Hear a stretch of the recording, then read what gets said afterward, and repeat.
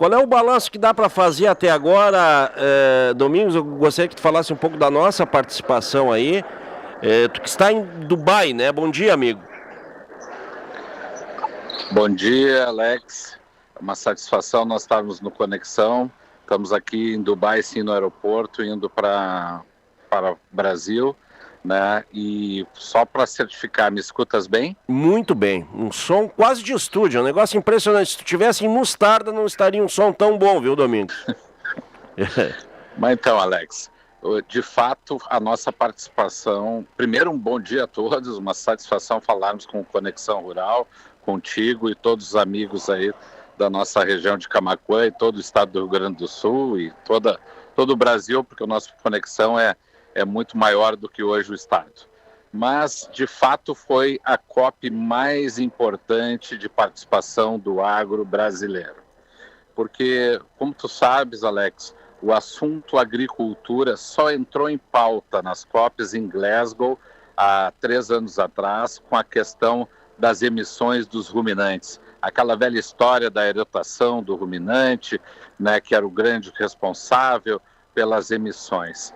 E ali foi o momento que o agro despertou, porque até lá nós não participávamos efetivamente nem como federação, nem como confederação e nem como Ministério da Agricultura ou o Itamaraty sendo bem atuante na pauta agrária. Nós tínhamos uma representação do Itamaraty a nível geral, falando sobre pautas ambientais e às vezes até em momentos pessoas sem conhecimento nenhum falando sobre as responsabilidades e até assumindo compromissos por parte do Brasil. Mas em Glasgow nós despertamos para as COPs, principalmente porque ali foi falado em emissão de carbono.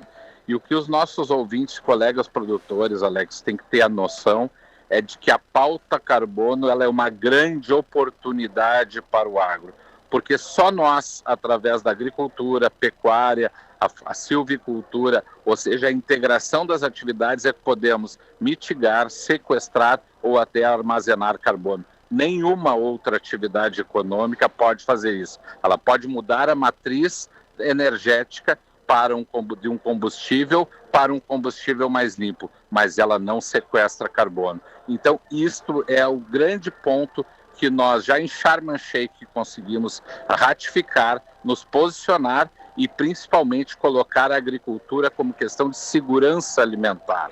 E isso é o que nós viemos fazendo desde lá. A questão do balanço de carbono, a questão da segurança alimentar, a questão da agricultura de baixo carbono, que é o que nós fazemos todos os dias dentro das nossas propriedades, e agora conseguindo consolidar em Baku a plataforma de Sharm el-Sheikh, que vai poder validar os trabalhos de emissão e sequestro de carbono realizado por nossas entidades científicas.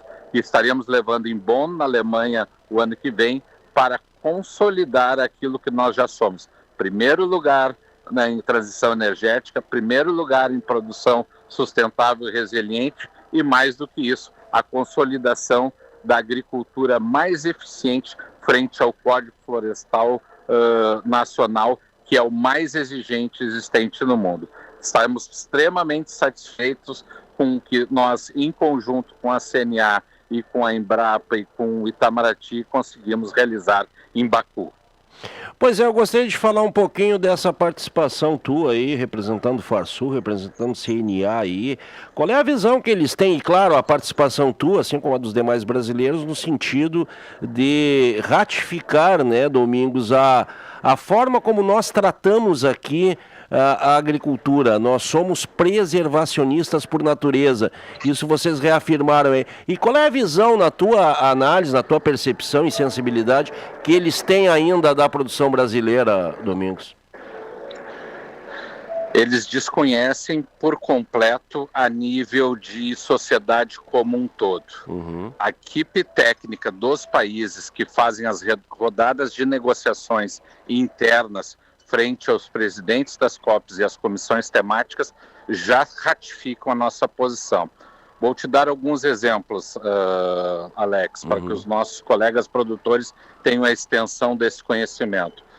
o Amber Climate, que faz a indicação, um órgão britânico, que regula na União Europeia as atividades de migração da energia fóssil para limpa, já admite que o Brasil é o primeiro lugar em produção de energia limpa entre o grupo dos G20. A FAO aqui ratificou, e esse foi um painel que eu participei efetivamente, onde nós colocamos as nossas 8 atividades, as 8 sistemáticas de produções de agricultura de baixo carbono que nasceram no estado do Rio Grande do Sul e do Paraná e que são modelos mundiais. A FAO já começa a reconhecer isto, e principalmente os países que são nossos adversários comerciais já têm essa extensão. Tanto é que eles pegam o nosso ponto frágil. Qual é que é o nosso ponto frágil? O desmatamento ilegal. E isso nós temos que dar foco, atenção, como sociedade brasileira. Mas conseguimos efetivamente separar a produção agro-silvopastoril da questão do desmatamento, que era tratado como uso do solo. E nós aqui conseguimos. A agricultura é uma coisa e desmatamento ilegal é outra coisa. A agricultura sequestradora, modelo internacional, que nós realizamos por todas as cadeias produtivas, independente do porte do produtor, independente cadeia produtiva, ele esteja vinculada, é o exemplo mundial.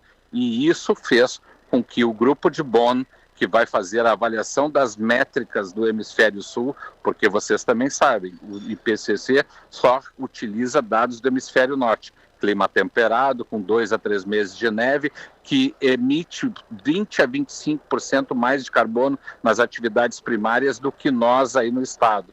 Então, é este tipo de avaliação técnico-científica que nós estamos efetivamente trabalhando, Alex, de forma muito inteligente, muito estratégica e que tivemos êxito. E o item mais importante, as COPs só trabalham com unanimidade. Então, aqui é o momento que nós podemos decididamente colocar a nossa ciência e a nossa verdade, porque nós evitamos os acordos bilaterais, aqueles que excluem o Brasil, né, e fazem os acordos paralelos. E esses acordos, não tendo a validação das COPs, em razão da unanimidade, o Brasil sai num posicionamento muito mais fortalecido. Então, não há dúvida que tivemos essa participação efetiva a nível internacional, com um reconhecimento que vai trazer grandes frutos.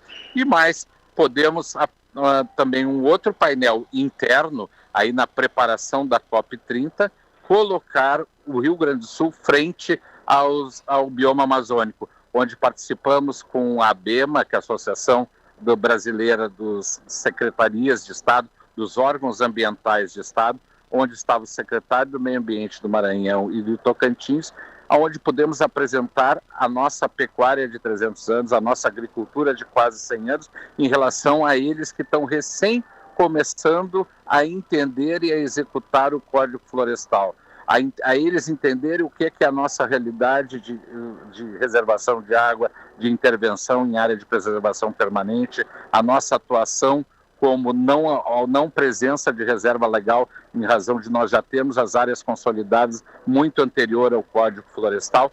Então, essas pautas trabalhadas com uma comunicação muito assertiva é o que nós temos que efetivamente participar e cada vez mais fortalecer, porque senão ficaremos só na questão ambiental sob o ponto de vista ideológico e não sob o ponto de vista técnico-científico, Alex.